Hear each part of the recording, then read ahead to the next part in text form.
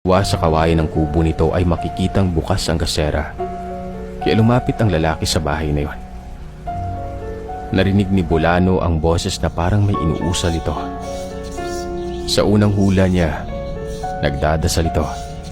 Kaya ganun na lamang ang tuwa niya at meron siyang masasabayan sa mga ganung uri ng kaugalian. Kumatok si Bulano sa pinto ng bahay.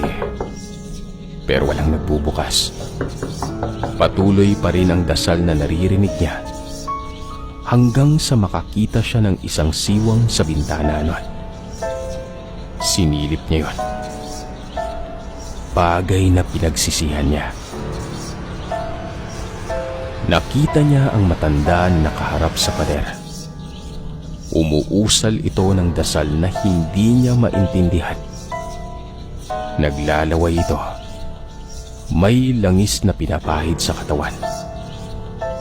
Halos mapatid ang hininga ng lalaki nang tumigil ito at tumingin sa direksyon niya. Nanlilisik umano ang mga mata nito. Halos madapa ang lalaki na tumatakbo. Tumawid sa ilog at pagkarating sa kabilang ibayo ay lumingon nito. Na ayon sa kanya, ay dapat hindi na niya ginawa. Nakita niya ang matanda sa kabilang pangpang. Nakatingin ito sa kanya at nakangiti. Pag-uwi ni Bulano, agad itong nagkalagnat. Mataas umano ang lagnat ito na nanginginig pa siya habang pinupunasan ng kanyang lola. Buong magdamag na nakahiga lamang itong si Bulano. Ang akala nila nung una ay dahil nabasa lamang ito sa ilog o hindi kaya ay nahamugan, pero may bumisita sa kanya nung gabing yon.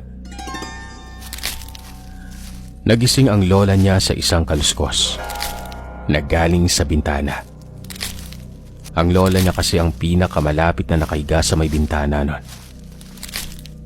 Ang unang inakala nila, pusa lang, nang biglang may kumalabog sa mismong itaas ng bubungan. Sinundan ito ng mga kaluskos. Pwedeng pusa. Pero ayon sa lola niya, ay masyadong mabigat ang mga kaluskos na ito na parang pinupunit ang tahi ng pawid na bubungan. Sinundan pa ito ng ilang mga alulong na mga aso sa paligid. Kasabay nito, biglang nanginig at tumirik ang mata ni Bulano. Lalo itong inapoy ng lagnat. Ginising ng lola niya ang kanyang lolo para magbukas ng ilaw. Kumuha naman ang lola nito ng maligamgam na tubig at tsokolating gawa sa kakao para mapunasan at mapawisan ng binata. Ang mga kaluskos ay tuloy-tuloy pa rin. Parang naghahanap ito ng butas na mabubuksan. Mabuti na lang at ang lolo nito ay isang magaling na karpentero. Pulidong gumawa ng pawid at doble pa ang pagkakapatong nito sa kanilang bubungan. Ang mga kaluskos ay napalitan ng paulit-ulit na yapak.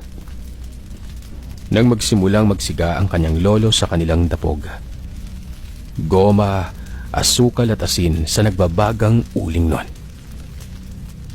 Tila ba may naiiritang nilalang sa may bubungan dahil sa matapang na amoy at usok nun.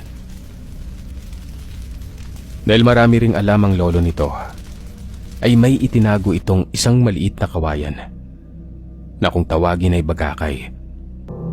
Isa itong uri ng kawayan na maliit pero humahaba din ng ilang metro. Ipinatutuyo ito. Tinatapyasan sa dulo para tumulis. Pinanlalaban din umano ito sa mga aswang. Paulit-ulit na nagmumura ang lolo niya habang